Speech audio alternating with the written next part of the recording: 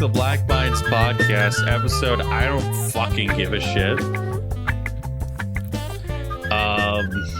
Josh, I don't know if you know. Isn't that the same number as last episode? I don't give a fucking shit. Yeah. I think it'd be so confusing. I don't give a fucking flying fuck. Oh, that's much the better. New number. That's every single episode title. We're just gonna change it slightly with different how many fucks it was put in. Last week's episode was called something horrible. I can't remember. Let's look it up. Call it something horrible. That's the. It was actually called something horrible. It was called. No, it should be no. The title should be called something horrible, and then no. The title was much worse. The title was Jeff on the removal of Lombax titties. Oh yeah. Don't yeet the teats. That's so much easier to ask for. Some of us guys, we don't get a lot. We just want to look at them because we look at our girlfriends and we're like, oh, would it be better if she had like a bigger bust size? But I still love her for who she is. But god damn it, man, I just want bigger boobs in my life. I just want some bigger boo-boos. I just want boobies. Just boobs. All the boobies. Just the boobs. Is that so much to ask for? Apparently it is. Hi Josh, how are you this week? I'm doing good. I did a butt ton of Pokemon Go shit, and you were crazy today. I went ape shit. For the past couple of days. You didn't have Easter. No. I'm way too old for all of Easter. Used to celebrate Easter. You didn't have Easter dinner? Not really. Oh. I got Easter Subway. You had Easter Subway. What is with guys who are single and Subway? I don't know. It's like combination of it's not a burger. It's a little slight. It feels better, even though it's probably the same amount of carbs / calories / horrible things in your body. Mm-hmm. But I mean, it's just enough food for you to be like, yes, feels like I had a nice meal, even though it's not nice in general. Mm-hmm. It feels lighter somehow. You're lighter. I'm lighter? Why, thank you. Well, anyways, I had a brilliant day. Oh. Watching, what was it? I had a brilliant day hanging out with family. Not playing video games. I planned on playing video games, so there was no video games played. But I had a brilliant day doing stuff like that. And, yeah. I found out my uncle and my aunt do anal sex. Oh dear. In the worst way possible. Oh dear. The only way that it could have been any worse is if all of a sudden we were watching Blade and my uncle found out I was a UCP voter. He found out that you are a robot and all this whole time. He found out I voted for a certain politician he hates. I see. How would he figure that out from watching fucking... Like, how? He wouldn't figure it out. Okay. Sure. Yeah. What else? Oh, do you ever, like, for Easter and shit, like, you ever do fucking Easter hunts for anything? No, we never did. Really? Because I remember doing a few Easter hunt. My parents were like, hey, you guys, I think they did it one year, and then like they were just like, we're just going to give you chocolate. Fuck off. I mean, for a few years, my mother like tried her best with doing Easter trivia, like Easter hunts, and like it were like give you clues to where the next one is, and then it'd be like, you get bigger and bigger chocolates until finally you get your bunny at the end. Although I do remember one year that my brother was a fucking I don't know what made him, what he thought was going through his head to look into a certain spot, but I was doing my Easter hunt, and I was like halfway done, or starting it, so I'm like at the quarter way done, and then for whatever reason, my brother, he had a bright idea of like, on the first piece of the puzzle, he was reading it, and then he was like trying to think of what to do, and then he just opened up the oven, even though the puzzle piece doesn't say anything about the oven, and he got his fucking thing already, and I'm like, you piece of shit. you motherfucker! Like, you probably saw where it was in the first place, but he like said, "No, I never did. I never saw where it was." I'm like, sure. I'm the best. I'm the baby. Oh, fuck it. So I had to was forced to actually go through the whole thing, and my brother, like, although if he wanted more candy, he had to go through with his fucking scavenger hunt, even though he got his giant bunny already. So I'm like, you piece of crap. You fucking asshole. Yeah. Although it's funny because Josh, we call those people garbage human beings. Also, in our family, with Easter, we sometimes get Easter gifts, so which is kind of nice. Realizing with my history of Easter was kind of spoiled, so we never got that. Apparently, though, next year Easter falls on 420. I also found out something about 420 that I'm not very unsettled about. Guess when Hitler was born? 420? Yeah. Apparently, whenever a stoner celebrates 420, they're celebrating Hitler's birthday. Oh, no. Oh, God. Not Hitler.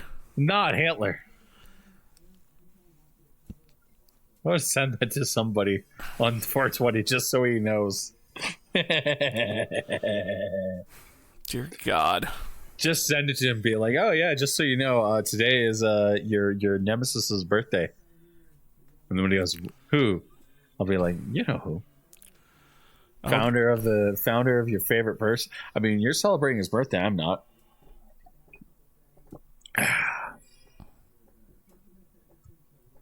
Found that out because I was watching a stream and somebody mentioned it. I was like, what the fuck? Why would people know that? So Josh, we have to talk about video games today. We do. We have to talk about bad things, good things, sad things, stupid things, battleships rhyming into Star Destroyers, dogs and cats living together, everything sucking. Yeah.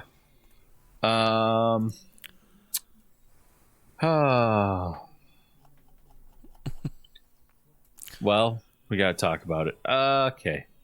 So Balatro and I played some games.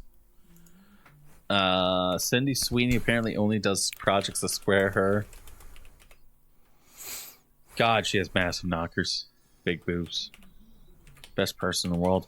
But instead we gotta talk about Gearbox games. Your favorite person in the whole wide world, Josh. Oh. Randy Pitchford. My favorite guy. You love every single product he ever releases. Every single one. Well, you totally don't hate him. I mean, Randy Pitchford, I don't know. He's just sounds like a douche. Troubled gaming conglomerate Embracer announced Thursday that they agreed to sell Gearbox Entertainment, studio behind the Borderlands game, to Grand Theft Auto publisher Take-Two Interactive for $46 billion. The deal itself makes a lot of sense. Take-Two has been the publisher for Borderlands through its Take-Two Games label long since before Gearbox was acquired by Embracer in 2021. In its press release, Take-Two said the next Borderlands game was in active development at Gearbox Games, even though every single Gearbox game has had worse and worse and worse and worse writing. Yeah, although, funny enough, I think I stopped at around Borderlands 2. I think most people did. I think the only person on this podcast who was actually hyped for Borderlands 3 was Shane. Yeah, like, if I do remember correctly, like, out of all the new Borderlands games that keep coming out, and I was like, I think me and everyone else is kind of like, well, is it good or whatever? And everyone's like, it's the same. And I'm like, oh, it's more Borderlands. It's the same. And I'm like, oh. This time you're in space and you can't breathe. Oh. Oh, okay. This That's time, part of the deal. This time you're in a bigger car. I mean, oh, okay. Like, is there anything else? There's new glasses. That's a little better. Why is this game? I'm not exactly sure what I even am looking for in a new Borderlands, but like, if I don't know, if like if they somehow like spiced it up with something, I don't know, another mechanic to the Borderlands that would make it weird and fantastic like it was in the first place, I'll probably go back into it again. Give me a different mechanic, or give me a new, entirely brand new. Give me an entirely brand new system. Yeah, exactly. Like, or a brand new. What about from the Borderlands Tactics? Or an entirely new project. Or like, oh, this Borderlands game is now a side-scrolling brawler. Yeah, something like that. It lets you combo up the ass. Give me something where I can sit there and I can get angry about it. Or now it's 2D side-scrolling fighter. Yeah. Even something better. Like that. Even better. Yeah. I my personal opinion though is like, I'm just like, I just want a brand new. I just don't want a brand new. They're making Homeworld 3. Yeah. So that's kind of what I'm excited about that they're making. Because Homeworld, let's be honest, one of the greatest RPGs of all RTSs of all time. Mm-hmm. Good games. Homeworld remasters and Deserts of Karak, very good games. Everyone likes them. And yeah. Oh, you know what? I just realized about what I was thinking of the gameplay, and I was like, what could they do to spice it up? I'm like, what if they just be like, you know... What if they just put Duke Nukem in it? I was going to say, what if they Duke Nukem it up really hard? Because I remember... That's the equivalent right now. Yeah. That they're kind of going for. Because, like, at this point, like, oh, they have these silly characters and these silly guns, but I feel the guns are not silly enough. Like, yeah. They actually had silly guns in the third game that I remember, because you can pick up a gun that says it will scream at you in the red letters, and you go, I don't understand what this means, and you shoot it. It does great damage, but it actively blasts your speakers out of your TV. Like, it screams at you. Just remember, that game was an Epic Game exclusive, and it failed. Like, oh, fuck. Like, I thought that was, like, fun gimmicks to have, but, like, they limit it so hard to just a special pickup. And it's like, man, what if... Like, I played a game where the whole gimmick is that the guns are the gimmicks. So, what was that game I played? Hi-Fi on Life. Yeah. Or hell, the other one I played was the Doom game. It was a mod. Oh, fuck. What was that called? House? No, that's House.wad. The other one I played was like a roguelike... H-Doom? Oh, what? H-Doom? No, it's a roguelike done kind of open world. Like, you have a hub and you can talk to random people, and all these random people have weapons and stuff that you can pick up from these people, and also give you ammo whenever to go into the arena. And then the farther you go in the arena, the more items you can buy from these people. And basically, it kind of has this loop of like, oh, every time you jump into the arena, this random shit will happen because it has a random generator showing you, it's rolling dice basically, and it shows you it's rolling dice. Every time this is happening, enemies will either get smaller, bigger, shoot electricity, shoot like missiles are tiny, like all this random shit. And then you also have modifiers at the same time, depending on if it's positive, negative. you're tiny, you can go through small crevices, and actually that's probably a positive because there's probably a pickup in a crevice somewhere. Fuck, I gotta go search and figure out what the hell that game was. But again, with Borderlands and how they made those guns super niche, and like how the guns do weird things. Like, I'm thinking of this other this mod for Doom. I'm like, man, this mod for Doom should have been Borderlands for the third game. Of like, these weapons are apeshit. They do crazy ass things. You can't control what they're gonna do. Like, I felt like that's what Borderlands should have evolved into. And then people go, we gotta leave the planet because the guns are doing whatever. Like, they turn into their own sapient race. We gotta leave the planet. The guns are now alive. I want that. I actually want that. Would be such a great end to, like, oh, we gotta leave the planet. Why? The guns can now feel. That sounds cool.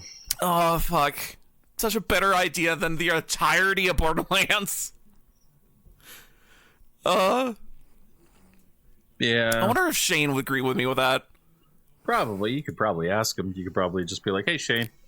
Just a question. Probably. And then just send him it and be like, hey, just wondering. Also, do you want to be on the show again? You're more than welcome to. God. But yeah, no, they sold it. But that's not the best part. As a part of the deal, Take-Two acquires the Borderlands franchise and spin-off series Tiny Tina Wonder, as well as the Homeworld, Risk of Rain, Brothers in Arms, and Duke Nukem series. That's a game that they should fucking make. Huh. You don't get to make a Borderlands game until you make a good Duke Nukem game. And then and every single writer will go, no! And then, like, no, you have to make it good. It has to be funny. You don't even... You have to cut your teeth on Duke Nukem. You know what? I think you could make it easy Duke Nukem game just by doing the same treatment as the Airplane series. Yes. Like, literally do the goofiest shit possible, but everyone plays as straight as fuck. Yeah. Don't laugh. But everything goofy is happening around you. Like, that would have also be pretty good. Like, yeah, that would have been great. Yeah. Like, if the writing team ever, like, you know, figured out how to actually write. I mean, we're asking for a lot here. I'm asking for way too much. I believe we're asking for people to actually be good at their jobs. Like, that would just be that's cruel and unusual punishment at that point. Just a little cruel. Yeah. Clearly we're just being too mean to the boy. Just a little cruel and unusual. Mm-hmm. Yeah. What else? Borderlands. Yeah, Borderlands and buying their shit. What, isn't there another company and also bought their way out? Relic Games got out of Sega. Oh, another thing I want to add to this stupid thing. Guess how much Embracer spent on all of this gearbox stuff? 2 mil. No. 2.1 million. Oh. Or 2.1 billion. Oh, okay. That's a lot of money. That's a lot. Yeah, so they obtain, basically, Take-Two takes all of the game division stuff, and Embracer is hanging on to a few parts of the Gearbox empire, including Gearbox Publishing San Francisco, which will be renamed, publishing rights to Remnant, Hyperlight Breaker, Cryptic Studios, and Massively Multiplayer Specialists, which owns the games Neverwinter Nights Online and Star Trek Online, and the studio supports Lost Boys Interactive and Captured Dimension. Yeah. And they also laid off an unspecified number of deployments not tied to the development of Gearbox games. Yeah. Uh-huh. So... apparently, Embracer has laid off at least 900 people prior to its financial difficulties. Wild acquisition spree That included the board game giant Asmodee, Square Enix Western Studio franchise, including Tomb Raider and the meteorites of Lord of the Rings.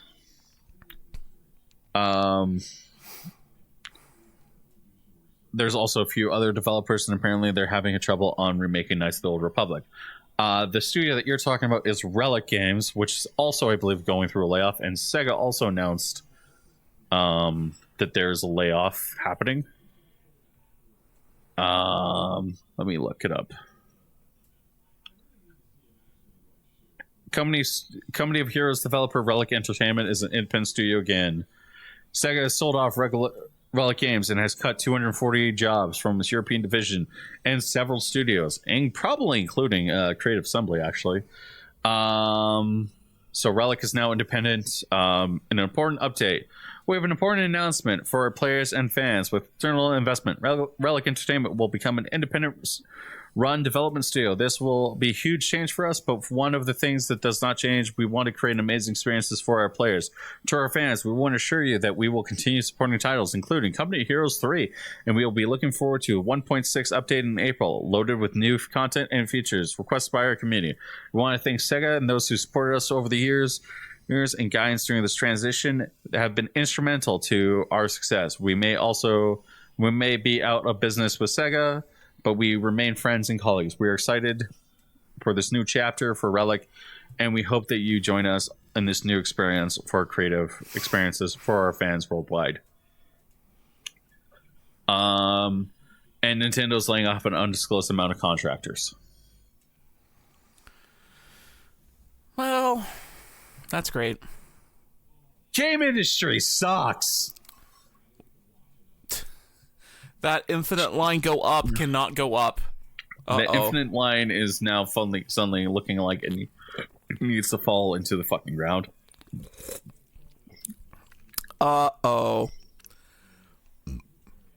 Infinite line go down. Infinite line needs to go down. Infinite line is going to crash into the ground. It's like Tesla stock. Which, can I bitch about that for 5 seconds? What? Man, it's really funny watching people be like, personally actually sabotage Tesla. Okay. Like, sue Tesla because they're like, Elon Musk did not consult all shareholders when he got a bonus. And it's like, that's the fucking point. Yeah. That's why you go, that's why he says, me bonus. And then everyone else goes, what do you mean bonus? Yeah. Like... You get bonus. You did good job. But like all of these people are like, the best part is like all these people are like, no, I don't think Elon Musk needs to have a bonus. And it's like, I own like 20 shares of Tesla stock. I think I have a little bit more of a say than you. Yeah. I'm just complaining though. I mean, you can own, I don't know, Microsoft stock, and I would still think that person's a moron. Like, yeah. Like, you own the most expensive stock ever. I still don't care. Okay, yeah. That's true. Josh, though, you want to talk about something? I actually played video games this week. You played video games this week? I played video games this week. Oh my god, we played video games this week. You go first. Okay, well, I played a interesting point-and-click adventure and brawler called Brock the Investigator. Oh my god. Say it's not so. It's certainly interesting. I actually been playing it before the podcast, and I was like, oh, I should play something weird and different for the podcast. Certainly this is weird and different. And so far I only got in about, it says 89 minutes, so about almost 2 hours. Oh no, not 2 hours. And I think actually the game is pretty entertaining. Yeah, like the writing isn't too terrible. The gameplay that you're doing and the point and click adventuring stuff isn't too bad also. And the brawling, you actually get to do side scrolling beat 'em up stuff. Actually fun. Like, I was have some good times with just beating the crap out of people and doing air juggles with them and making sure they get maximum amount of punch before they hit the ground. That was actually pretty nice. Also, the story of the game, it's just slowly unfolding as the way it should be of like, oh, this is how the world works, and oh, things are pretty crappy on this side of the world, and oh, I wonder what these people's lives are like inside, like in this perfect dome, and you're like, oh, I'm starting to see that too, and I'm like, there's nice world building going on. And so far, the story of Borok, the investigator, is that you're an private eye investigator who is strong, buff, and can deal a lot of punches, but also is an investigator who solves crimes and stuff as a private eye. And oh boy, of course, it starts off with you in the slums. You are an investigator in the slums, and you're just picking up any job you can, such as so you can not, stay off of the street. So the first job I've gotten in the game is I'm trying to find a stun baton for this security guard because he's super paranoid of losing his job. He's super paranoid of losing his job, so it's like, well, I'm literally doing a investigating work for a lost item, but whatever, as long as it pays. Who cares? Yeah, exactly. I don't give a shit. Give a shit. And also. And that's how the story starts practically. Another interesting thing about the gameplay is that you can go in and out of brawling mode at any time. So if there was something like, oh, this door won't open, what the hell, you can actually go into brawl mode and punch the door down, and that would probably be your solution to actually get through that level of like how you're supposed to get your way out of this room, which is the best feeling ever to be like, oh man, the only thing that I haven't done yet is punch the door, and turns out, oh, the door has health and you can kick it down. I'm like, yes, that's the best feeling ever. What else? Another funny thing is that in this weird universe, it has its own like MMA fighting arena brawling thing, and it's set in like this future where you can scan bodies and do all this, like, it's basically set in a long distant future, so it's have all this like future gadget bullshit, but it's entertaining because it's like, oh, this is how you get around the how do people brawl and not die, oh, future bullshit, I get ya. True. Yeah. And so far, like, the game's also fully voice acted as well. So, well, that's good. Yeah. Like, everything to the point of, like, small NPC characters I've talked for, like, 3 sentences that, like, oh, you're voice acted? Like, this is actually pretty nice. Like, I've barely seen a video game do that, so, like, seeing all this, like, voice acted stuff is like, oh, huh, okay, yeah. Like, it feels good. You're engrossed in that universe even further. Although, I think the one gripe I can say, just even with my short time playing the game, I feel like the writing is just a little bit long. Like, just, oh, I'm talking with a person, and I'm like, oh, what, like, oh, yeah, what do you do, and yada yada, and I'm like, okay, I'm still clicking, and I'm like, wow, you're really talkative, and I'm like, so I'm clicking faster and faster, and I'm like, okay, you're done. It's just, my God, like, I think I might have been speed reading some of these guys, because it's like, oh, it seems voice acted, and it looks nice, and sounds good, but it's like, man, some of this writing is just a little long, so I just kind of been like, I'm missing my click, I need you to click, oh, my son is click, and I'm like, yeah, I get it. Yeah, and what else? Yeah, so far, I think I'm gonna try to play this game a bit more, because the brawling mechanics in the game, pretty good. Like, I like it so far. And what was the second game I played? Oh yeah, it begins with hell and ends with divers. So you're diving in hell, apparently. And we didn't play together. Yet. Yes. We're gonna play that game together, right, Josh?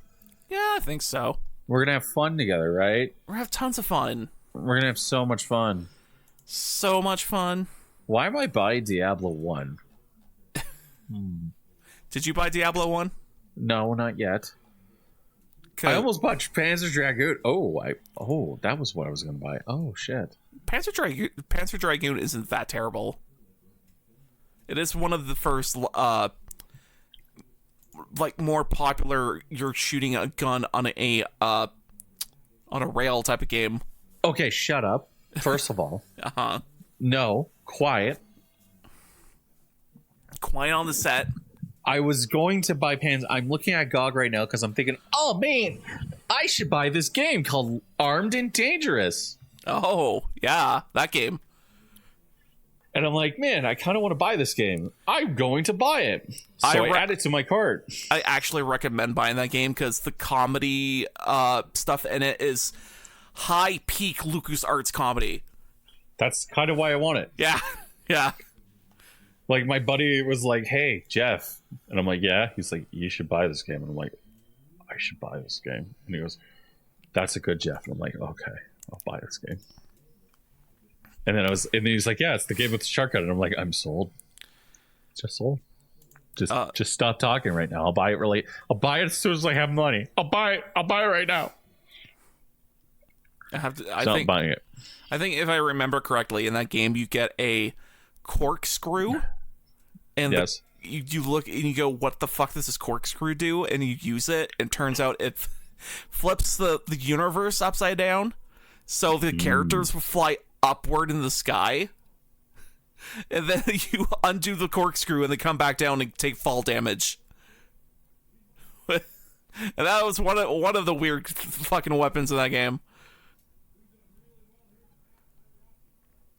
Although I do remember playing that game, and I do remember it being pretty hard for like when we're playing an old PC game and it's based around shooting, it's gonna be tough as nails trying to get through it. And it was kind of that type. I wasn't sure if there was any difficulty slider or anything. I mean, if the GOG mode has an easy mode, I'd probably suggest taking easy mode, because it's like, man, some of the stuff I remember was bullshit. And like, I felt like I always had to cheese the game in order to get past some certain stuff. I'm like, is this actually the right way to do things? Like, snipe people from a mile away. Yes. Try not to get in their cone of attack and trying to just cheese out a victory. And I'm like, this feels wrong. But at the same time, this is early 90s. So I'm like, maybe it was correct. I have no idea. Maybe that's what I still need to play through all of Conquer. I mean, I think you can stop at a certain point and probably don't have to. No, I need to be Conquer. Well, all right. I heard that the ending is very depressive. The ending is very depressive. Barry dies.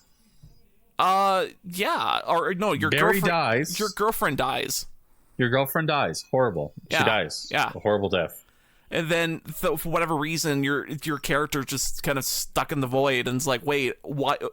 And the creator just disappeared, and it's like, wait, why did the creator disappear? Where'd you go? And it's just no. It's even better than that. They make him king. Yeah, with no girlfriend.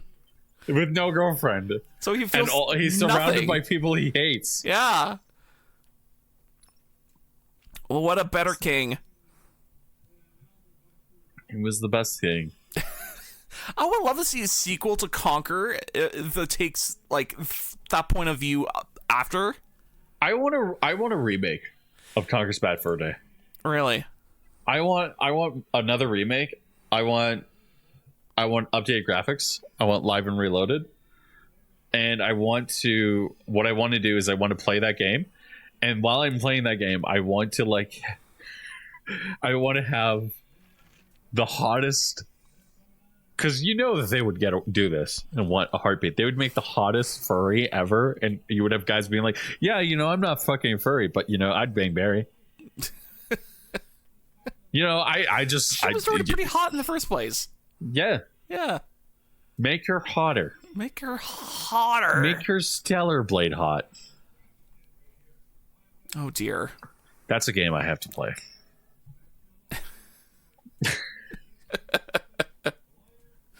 Oh, why do you have to play it, Jeff? Because there's tits in it. There's boobs. It's based off a real woman. There's boobs. It's the perfect game for Josh. He would love it. Oh boy. Don't lie to me. He would like it. You'd be like, "Oh my god, this." I'll probably enjoy it. I'll probably is that a real woman? I must sniff. I probably enjoy it for the platforming, and then be like, funny characters do dumb shit. Funny character, funny. Yep, and a Peter Griffin laugh all the way.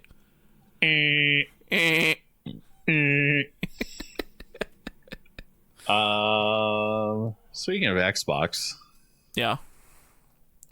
shall we talk about the latest tragedy to bestow Gamergate 2?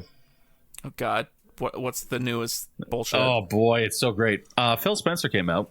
Uh-huh. Phil Spencer, head of Xbox, Yeah. comes out Yeah. and he goes,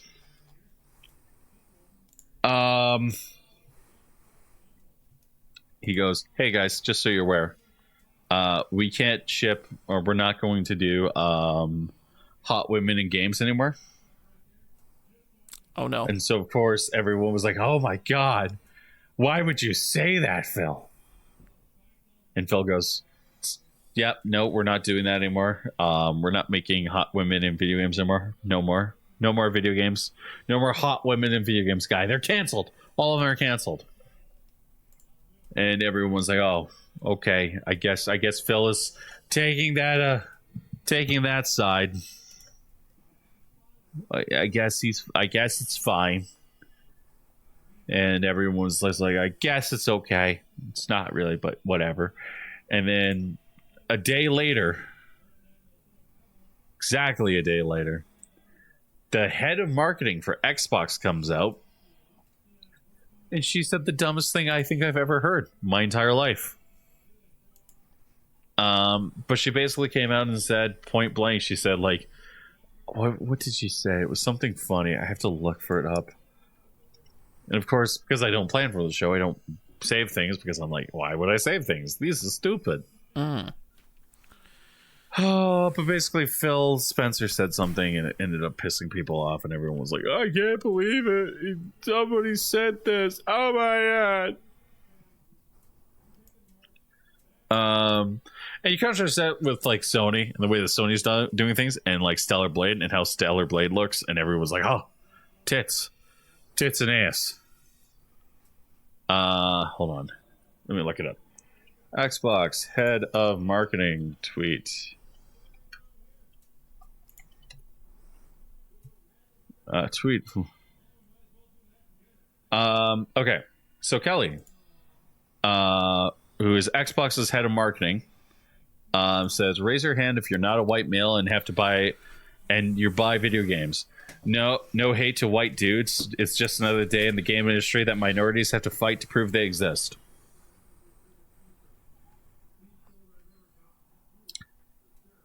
So suddenly it's starting to make sense of the reason why Xbox has not been able to ship a half decent fucking game outside of Hi-Fi Rush.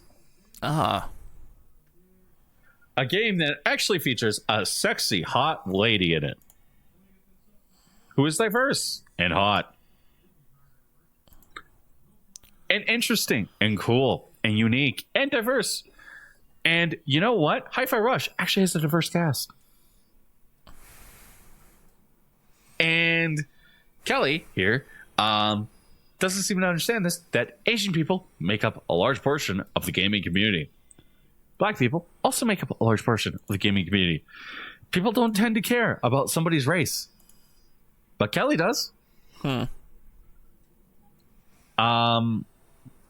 So it got to the point where basically Kelly ended up going, "Maybe I fucked up. Maybe I should private my Twitter." And it's like, Kelly, Phil should have fired you on the spot and made it a public announcement.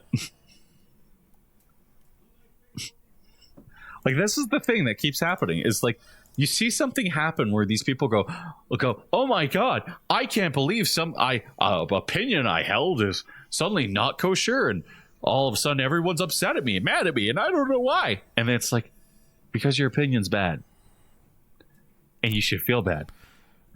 And it gets better about that. And you know what gets better? Gets better, Josh. Yeah. The people who are getting all angry and upset about this stuff, it makes 100% sense. But the reason why the reason why these people keep blocking things is I guarantee HR is going up to them and going, hey, buddy, you basically did our aces there. And we're not tolerating that again because you're now costing us money.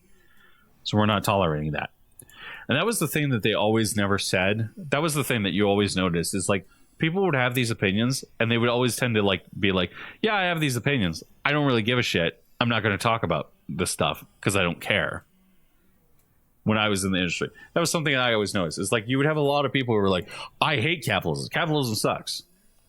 But by golly, am I going to make capitalism work for me? And it's going to be great. And everything's going to be awesome. And everyone's going to care about it. And you would go, okay.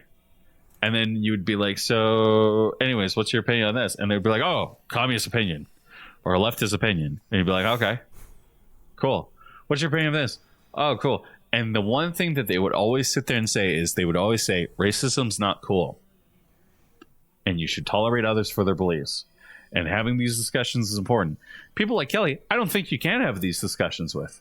I don't think you can talk about the importance of like how we're getting screwed. Because I think Kelly is going to make it into a race war issue. Oh, no.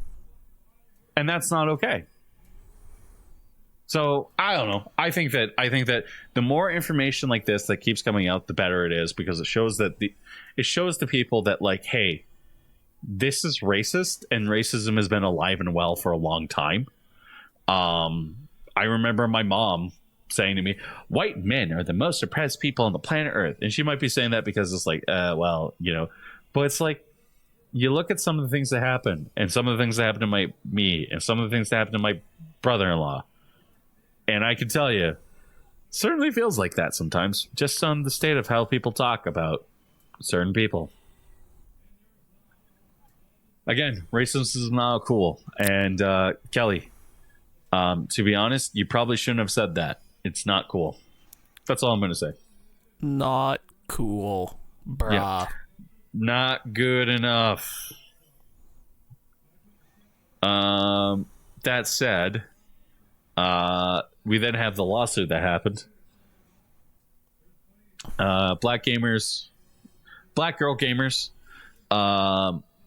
threatened to sue a publication, gaming news website, for what did they say? They threatened to sue a bunch of people because they were basically looking into their listings and stuff like that.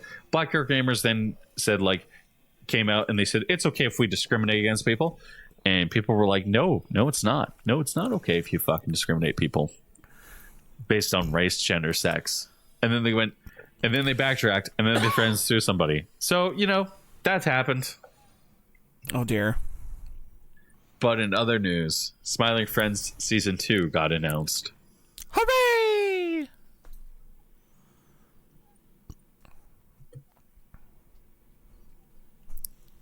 You know, I sadly have not watched enough episodes of Smiling Friends. I should watch more of them. Smiling Friends is amazing. Yeah, I've watched a lot of stuff on like YouTube shorts and stuff like that of the show, but don't think I've seen the whole thing. I like the episode where it's like Mr. Frog and they're trying to get Mr. Frog to smile and they bring him on Jimmy Kimmel and he's like on Xanax. Oh, does he kill a lot of people? No, it gets better. He fucking says something that's completely out of left field, and then it's like Jimmy Fallon, who's played by Lyle. It's like, ha, ha, and he says something about like people, and he's like, oh, they're fucking terrible pieces of shit. And then it's just Jimmy Fallon looking at it like, I can't believe you just said that. But Josh, you played Helldivers. Hard shift gears going into Helldivers. We gotta talk about going into hell feet first, Josh, like orbital drop shock troopers. So let's talk about Helldivers. Feet first, all the way into hell. All the way. So I finally got my arm twisted and then bought Helldivers because everyone's playing it, and I'm like, Fine. They twisted your arm to buy the wrong game. Well, what's the right game? The right game, you know the right game. No. Yes. No. Yes. What is it? Baldur's Gate. Oh, Every single time I'm like, Josh, you should buy Baldur's Gate. And you're like, no. Oh, man. But maybe I should have got Baldur's Gate. maybe you should have. Maybe I should have. But no, I have to buy stupid fucking game that is great and I love, and Jeff plays it too. Jeff plays it too? Yeah, I play that game. Oh. Helldivers is great. I love it. It's fantastic. I've enjoyed it. Sweet. But yeah, like so far I've been playing Helldiver. I played Helldivers for a maximum of like I think an hour or two. Just a little bit last night. Yeah. Yeah, 1 whole hour of playing 2 missions. One of, in that giant area you could walk around in, and robots or bugs were trying to kill you. Yes. And then the second time was you're trying to defend the fortress from some amount of creatures trying to come in and kick your ass. Okay, Josh, you know that the entire game is basically the same level, right? I know. Okay. And so far, that's the 2 levels. I'm just explaining my fucking thing. And also, what was it? Yeah, so far my gameplay experience has just been, what does this button do? Oh, okay. What? Oh, I need to fucking get my gun reloaded. Oh, yeah, I gotta keep hitting this reload button. Right. I gotta fucking move this button to go prone to something else because it's kind of awkward to hit on my Alt key. The button to what was it? To bring out the map while I'm running is challenging because it constantly brings up stupid Steam overlay. So I have to stop running. So wait, hold on. How the fuck? What? No, you just hit tab, Josh. No, well, here's the thing. I'm running and I'm like, oh, let me hit tab at the same time. It'll bring up Steam overlay, and I'm like, God damn it. So I have to freaking stop running, bring up the map, and then look at where I'm going, then go back to running again. Okay, Josh. Yep. And what else? Oh, and so far the guns feel great for whatever guns I touched, and I'm like, oh, all these guns feel like they do something different, and they're pretty good. Also, like how enemies kind of take damage from your artillery, and like how you're pumping out Dance Dance Revolution arrows in order to get like an airdrop or fucking an airstrike, or what else? Getting like, oh, I need meds immediately, so you try to do your Dance Dance Revolution buttons and then put out a freaking beacon and try not to die from your own beacon. Like a lot of friendly fire all over the place. That's what I think this is what the Helldivers is a lot different from most games, is that they would turn off the friendly fire, but I think because with friendly fire, it makes things so much more hectic and way more interesting. Because, like, if you think about it, if there was no friendly fire and there was, a lot of the interactions that you're having, I think the game would be kind of boring. Like, you wouldn't worry about, like, half of the shit that's coming to kill you. And maybe if the devs thought about it, they'd be like, well, maybe if airstrikes do land on top of your characters, you take damage or something. But then, like, I'm sure you only take like half damage or something, or some bullshit of how a Helldiver can withstand like fucking shells from space. But they're like, nah, you're squishy little fucks on the planet trying to kill bugs. So therefore, you're gonna freaking eat shit if you're not careful. And I'm like, that's real true to life. Like, also, and for like military shit in real life, if like you're not constantly calling out for like what you're doing and how you're, telling your mates where you're going, like you could die quite easily. Oh yeah. So I feel Helldivers is because of the friendly fire aspect, it's like, oh, this is like even funnier. I think Helldivers also clicks into that what was it? 4 cleaners going to space. I forget the name of it. Space colonists. Is that it? No, it's not space colonists. It's space. You're like everyone's dressed the same way and there's a bunch of memes. Starship Troopers? No. The one that's popular for Twitch streamers and internet and YouTubers. Lethal Company? There we go. Yeah, because I'm thinking it feels like Lethal Company of like in the aspect of like, oh, everyone's gonna die horribly in some weird way because oops, artillery's coming. Nope.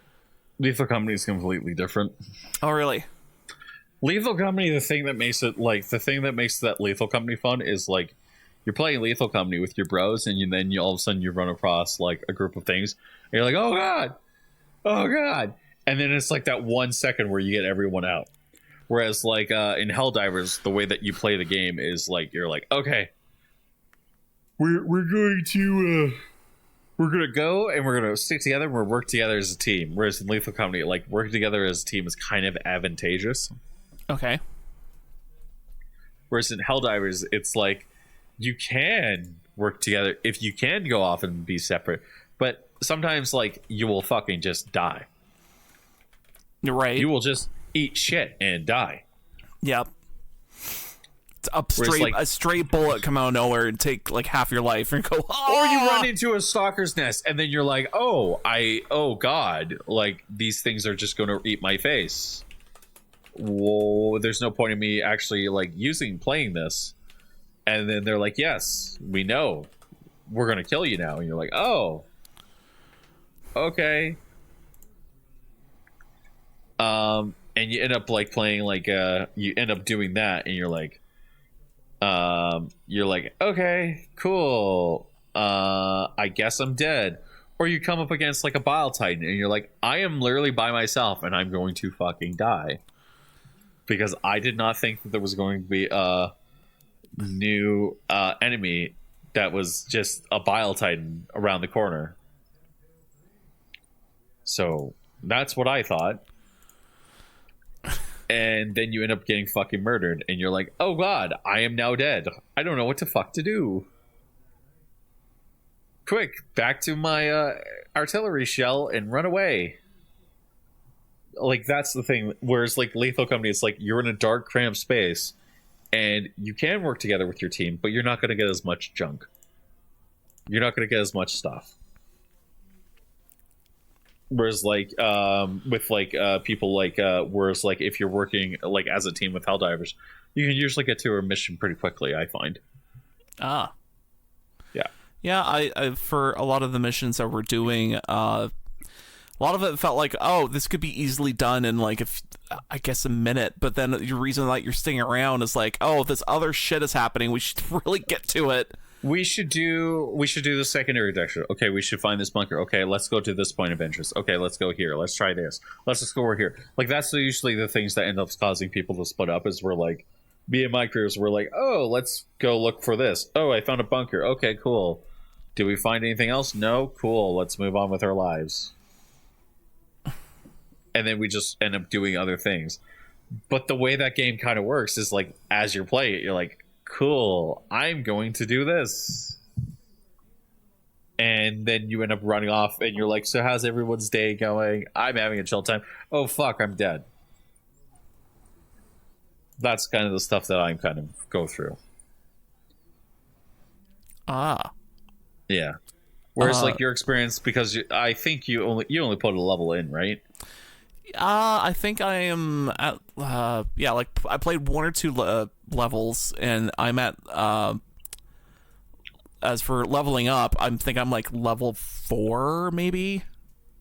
So I got some stuff unlocked and some things unlocked, but that as far as that goes.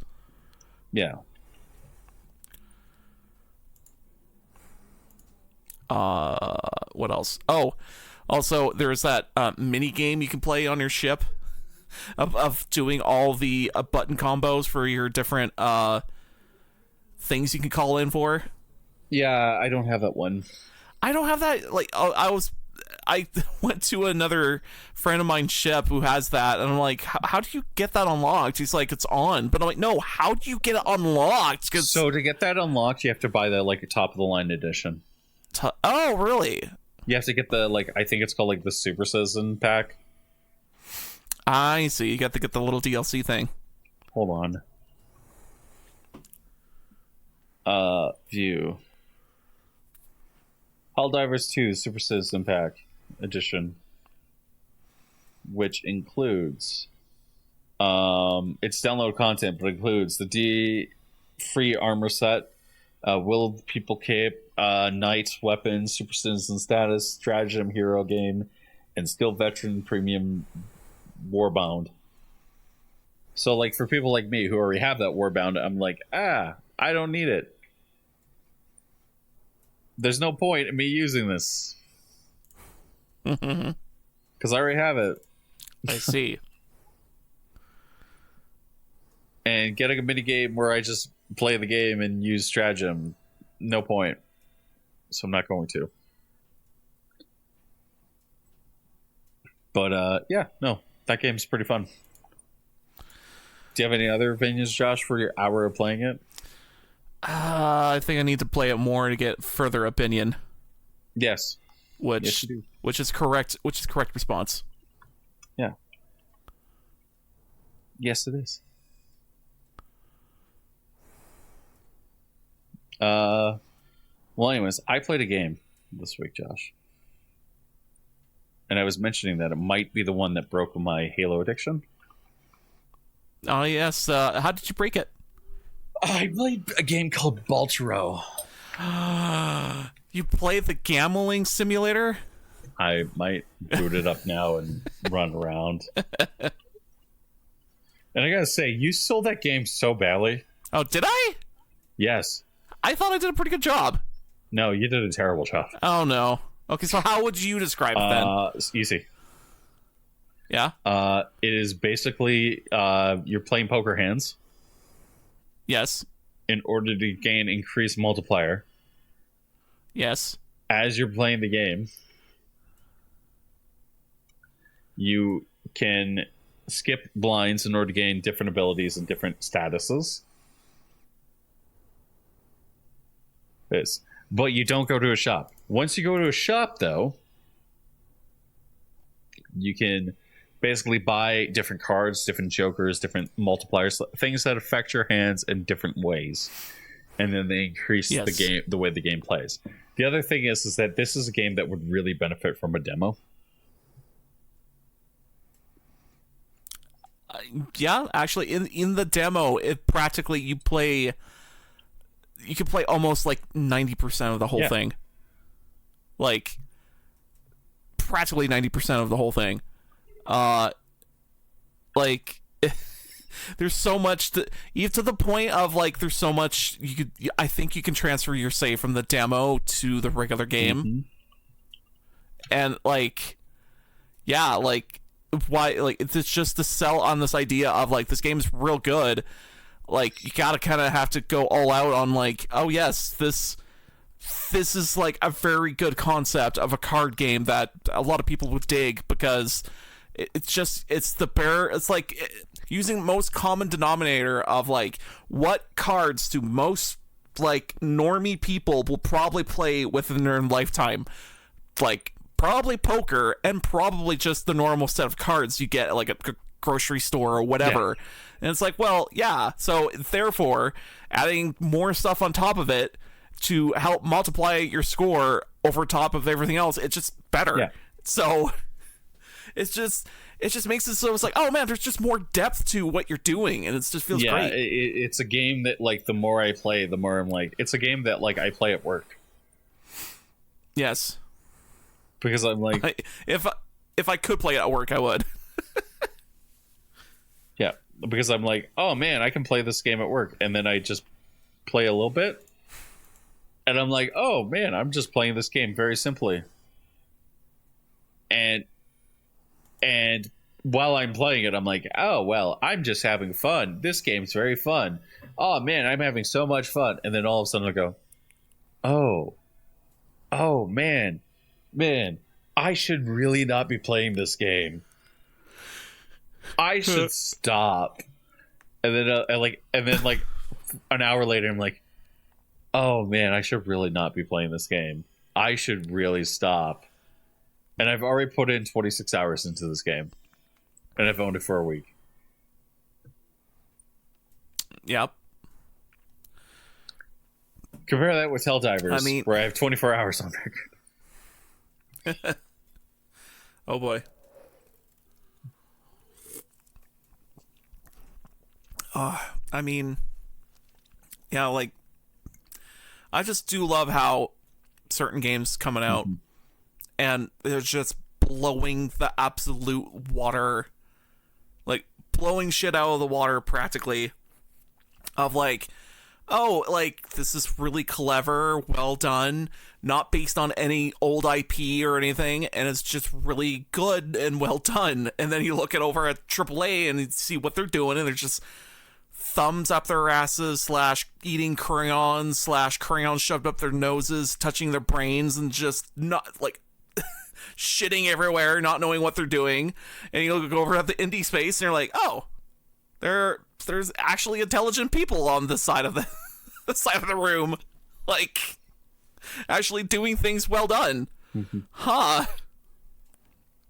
Fun things. Well, yeah, like, but like, Balatro would not come out under like EA or anything like that. I'm pretty sure. Like, it's just I'm sure if they would have played it, they'd probably give it like oh yeah, we could produce it. We could, like, you know, give it a publisher try or something. But it's like, Balatro is a unique game that, like, if you looked at it, you would be like, man, I don't think that this game can come out.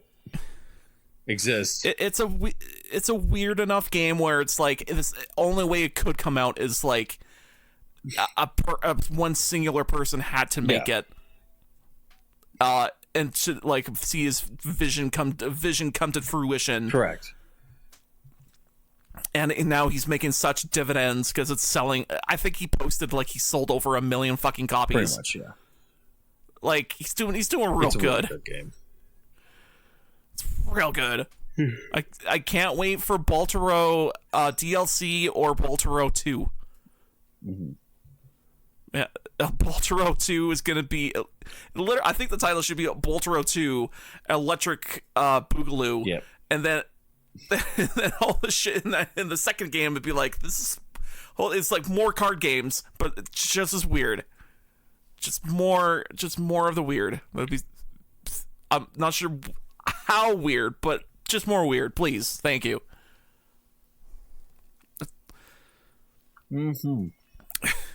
I'll post on Twitter. All I want is more Balatro DLC. All I want is Balatro DLC. All I want for Christmas is Balatro DLC. Yeah.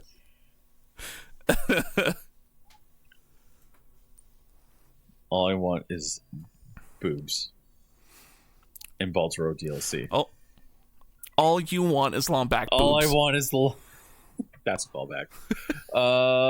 Okay. Okay. Thank you, Josh. Balatro is so good. Balatro is good. Balatro is so good. What else is there to talk about? We talked about Helldivers. We talked about Balatro. We talked about this. We talked about Gamergate update. What else? Talked about all of these games. What did we not talk about? Oh, I got a controversial topic. Oh no! So, Josh, you know how? I'm a Battletech guy. I play Battletech. You're a Magic the Gathering guy, right? You're like, I play Magic the Gathering, and I go, that's fucking stupid. I play Battletech, and you're like, that's fucking stupid. Callus Game Labs, owners of Battletech, or people who run Battletech, they sat there and they ran quick change, and they decided that they were going to do a bunch of shipping stuff. So all the shipping stuff came out, and the game came out and it received how do I put this? Or a bunch of shipping stuff came out for minis and stuff like that. And the shipping is apparently super fucking overpriced now. And everyone is now upset.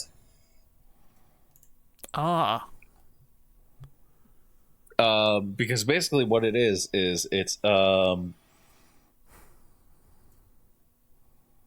bunch of like fucking people being like, why is my shipping for $1,000 for like $1,000 pledge $800 or $500? And they're like, well, we know that everyone's mad about this. And it's like, no. Everyone's not fucking mad about this. People are just like, what the fuck? Why the fuck is this so goddamn expensive? I mean, you could also be mad about that. Like I'm pissed because I'm like, no, like this is ridiculous. Because I was like, oh, it'll be $60 for my $500 pledge. It will be $600. It will be $60 or maybe $100 at the most. That's a little bit more affordable. Because when I purchased like paints and stuff like that through Kickstarter, it was like $80, $100, international shipping, or sometimes it was free. And this, they're like, oh, it's like $4,000 for a miniature for a bunch of minis, and I'm like, we're fucked. We're just fucked. Oh boy. So yeah, people are pissed. People are upset. People are angry. I'm a little bit angry about it. I just wanted my minis, man. I just wanted my fucking minis. Just give me my minis, for the love of God. Yeah. Has 3D printing caught up to like the printing? Yes. Like, okay. What about the giant ones? Yes. Oh, that's pretty good. If Games Workshop wanted to make $1 million, they would do one very simple thing. Make their own 3D printer? Oh. Sell STLs of their minis. That could work too. Sell STLs of your minis, and then what you do is you go, we want official GW minis. Like, sell your minis too. So sell them both. But like, sell like an STL of your minis and be like, hey, we want if you want to modify this, you can, but we want people to use official Games Workshop minis. So here's an STL for your mini, and have it be like triple the price.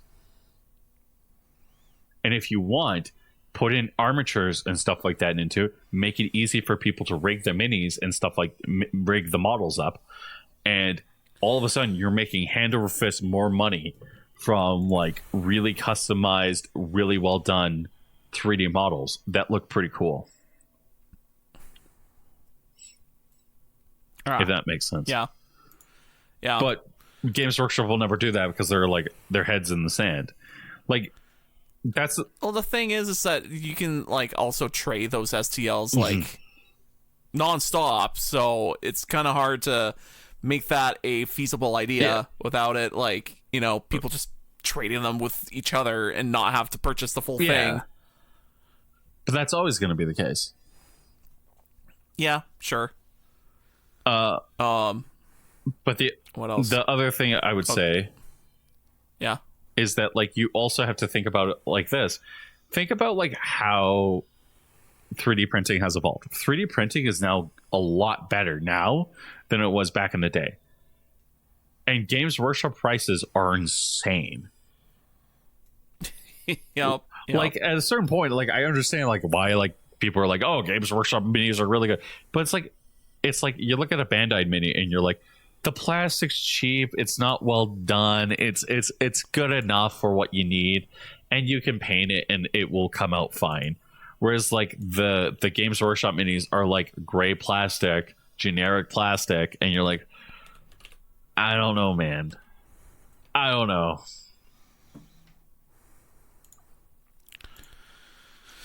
I don't know, man. I don't know. Well, they could do it, but they're too afraid. or they're full of dinosaurs. And Catalyst is also like the thing that pisses me off about the Catalyst stuff is like every single time they do, every single time they do something stupid, they keep destroying like their community over and over and over. So Catalyst could very easily, like, if people wanted to, they could very easily just shift to like 3D printed Battletech minis. Like one of the ideas, a guy was like, "Man, I really want to like take a 10-pound hammer to a battle mech again." And I was like, "Well, why don't we do a 3D printing where we 3D print a bunch of minis and people can just buy the mini, take the minis that they want for like $1, and then like you can like we can destroy them as need be."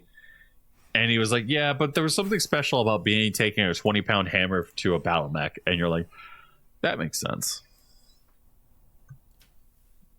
So there are people who like want to do stuff like that, but you know, can't. I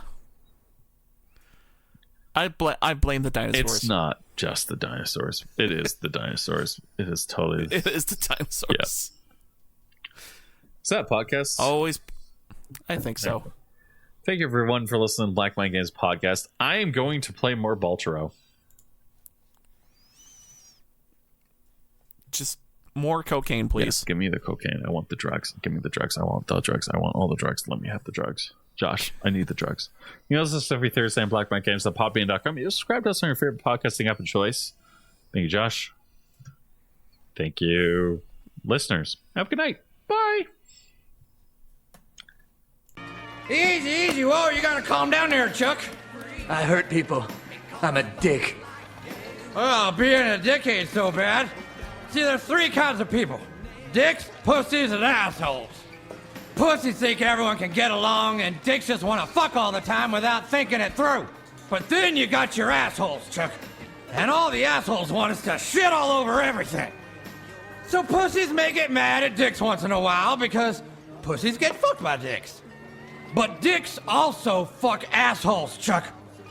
So anyways, I was saying, yeah, Josh, yeah, you know what? You're totally right. I'm not important. I should have totally just stopped at the store, grabbed a beer, and, you know, totally just, you know, drowned out my sorrows on the podcast while drinking some alcohol instead of some tea, some nice green tea. So that way then I'll stay up until 9 o'clock in the fucking morning again. I hope you're recording.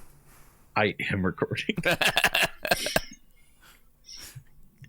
Because I'm like, man, with all this, you should better be recording. Jeff should all be recording this. Let's be honest here. This is comedy gold. Him and his stupid fucking ass. Yeah. Gamergate 2 stuff is funny. It's fucking retarded. What's happening this week? Oh, and we also have to talk about Embracer that sold Gearbox, and Relic Games got bought back by Sega. Oh. Yeah. Huh. That's a thing. Yep. That happened. Is there any other companies that bought their freedom back? Saber Interactive bought their freedom back from Embracer. Huh. So there's a couple things. But it's mainly been like a lot of bullshit in the industry. The bullshit this week seems like a lot more tameable. Like it seems a lot more tame where you're like, huh, that's fucking retarded. And like the bullshit with Gamergate 2 is like, oh, Stellar Blade demo came out and people are fucking being retarded and going, I don't like boobs. And that's not a realistic woman, and I don't care about what you say, game developers. That's not a realistic woman. And the game developers are going, no. We actually literally did a body scan of this chick. Here's the pictures of her being body scanned. And people are being like, nope, that's not real. And it's like, okay. But come on. Oh, and what else? You have people threatening lawsuits now on people. It's great. Huh. This weekend, it's like, I'm going to sue you. Why? Because you mentioned that I was doing something illegal. It's like, oh, okay. Okay. Well. And people are like, when? And now you have Gamergators being like, when was the downfall of media started? And they're like, well, you clearly started around Occupy Wall Street. No, that's not true. I argue around the internet starting, it's probably the downfall.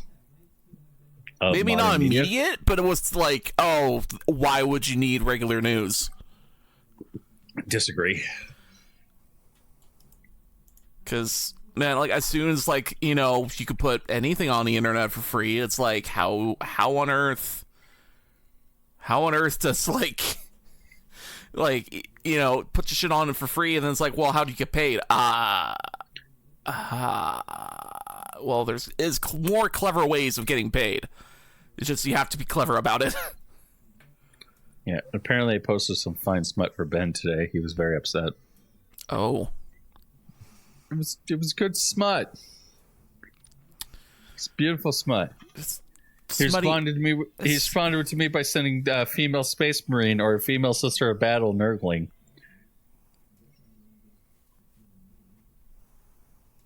Smutty. Yeah, here. Do you want to see it? Sure. Okay. See how smutty it is. Do you want the memes to go along with it? Does it give it more context? No. Okay, here's the memes. Uh-huh. To which one of them you'll be like, okay, that's really bad.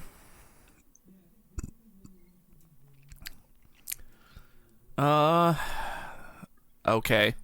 Hey, look, I know that you're like, I have to remain prim and proper all the time. I prefer going Ricky Gervais route, where I sit there and I make fun of everyone and every little thing. Buck, Dirk Allah. Dirka, Muhammad Jihad. Haka Sherpa, Bakala. I now have to edit the post-credit thing. Yeah. Yeah. Doc, but Donald Trump happened? sucks. Donald Trump is actually sucks dick. Like, everyone knows it. You cannot go through life speaking through hyperbole for so long without sucking a little bit of dick. Sucks so much pee-pee.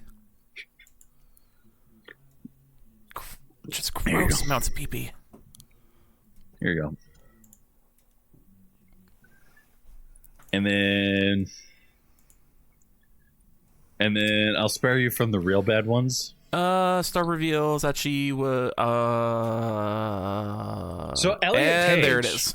Yeah. So Elliot Page was apparently abused in Hollywood. Didn't know that. But there's your smut. Well, it feels like if you're anyone in Hollywood, you're just, if you're a child actor under the age of like 13 and you don't have constant supervision from your adult all the time, it feels like you're just gonna get like fucking taken into a back room and just railed. Pretty much. Like, it really is beginning to seem like that. It seems like Harvey. I wouldn't be surprised if Epstein was fucking like being like, "Hey girl, want to go to an island?" I wouldn't be surprised of that. I wouldn't be surprised if there was some fucking asshole who went to an island with Elliot Page, and god damn it, she wasn't on the list. No, she wasn't on the list, but I wouldn't be surprised if she was trafficked. Oh god. Yeah. What? But she would admit to that though at this point. She would. Yeah. But the fact that she's now saying that somebody that she was abused. The fact that he's now saying that he was abused, yes, as a young lady. Yes. I don't know how to talk about this, so I'm going to just refer to it. I'm just going to do what I would normally do. Throw it out the window. Yeah, just continue digging myself that hole. Yep. You're okay. only 3 feet So when deep. Josh is sitting there being like, Jeff, I didn't say this. You're I only- wasn't involved in this. Wait, and sorry, I'm I sitting there being like, mismeasured. You're only 2.5 feet deep. You gotta go deeper. Go deeper. you gotta keep digging that hole up. You gotta make everybody mad at you, Jeff, at the same goddamn time. Okay, now I know this is very hard, but you gotta make sure that everyone's going to. I was like, man, I wonder what the GIF thing it's the search engine for the GIFs is like. What the hell will it search for if I type in smut? And that was the first one. I'm like, yes, that's exactly what I want. Look. Just because I would sleep with a dragon who looks like that, or an insect being that looks like that, does not make me a bad person. Okay, maybe it does make me a bad person, but I do not give a shit. She's hot. I would be afraid about the pointy bits. Who cares about the pony bits? It's just one day. Oops, I got impaled.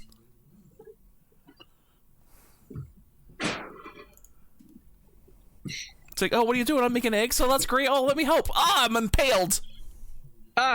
You stabbed me. Oh, watch out for those pointy bits. Then you're like, But anyways, you're dying. My dog is being a fucking retard.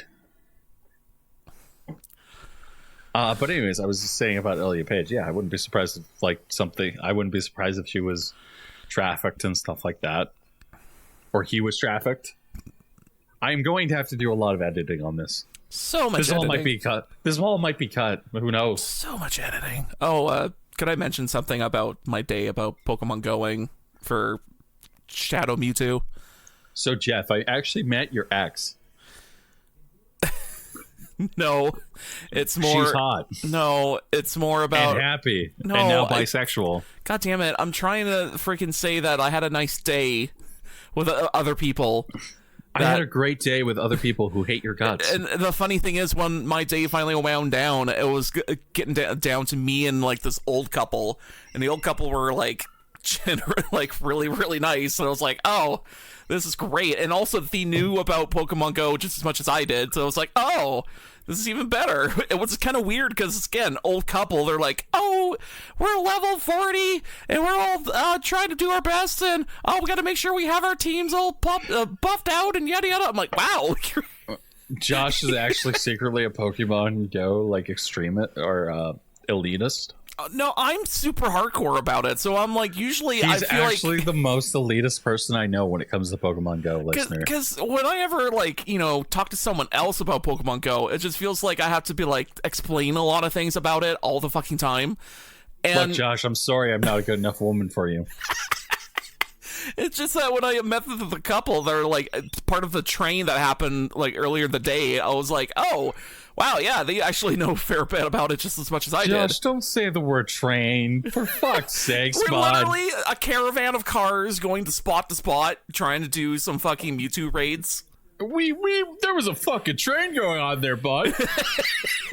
It's bad enough that my uncle today, we were talking about what everyone gave up for Lent, and I'm like, I don't give up shit for Lent. Lent's fucking stupid.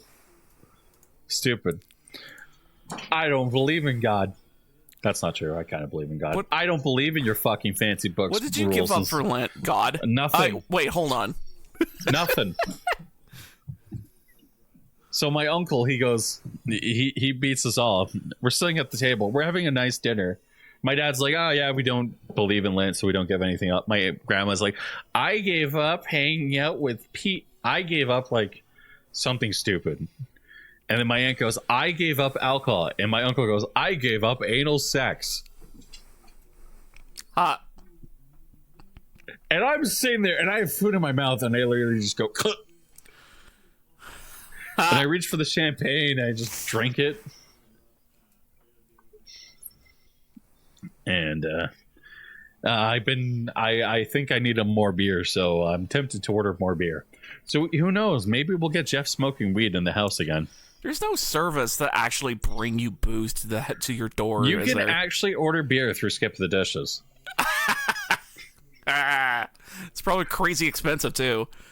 it's probably pretty expensive, but like, let's be honest, like 2 beers, waking up with a hangover, not really worth it. Not worth it. I mean, I know that Josh might think it's worth it, but it's not worth it. I don't know. I just think like every time I'm like, I could just use like the app to bring my food to my door. Why not? And then I look at the extra charges and I go, I can just drive there. I can just drive right now. Let me just get my pants on.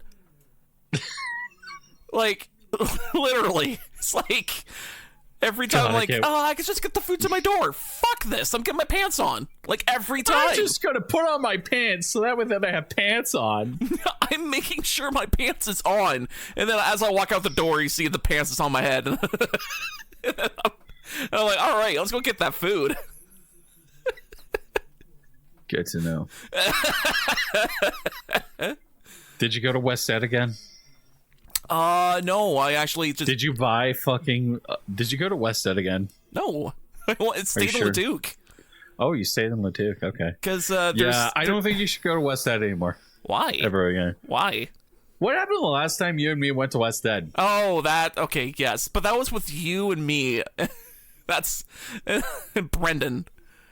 And that was just a trip of mischief, basically. If it was just me... Way different. Way different. Sure. What else? Duh. Now. Dog, stop. Dog, what are you doing? Dog, no. No! Stop sniffing through my hoodie. I'm trying to record a podcast. I should probably start the podcast. I've been recording the whole time, so... Oh, okay. Oh, no. They heard your reaction to my comments. About, like, I don't know, something horrible. Uh-oh. Oh. I'll just start the episode with, like, we're dicks. We're giant, arrogant, stupid dicks. So, sync in 3, 2, 1.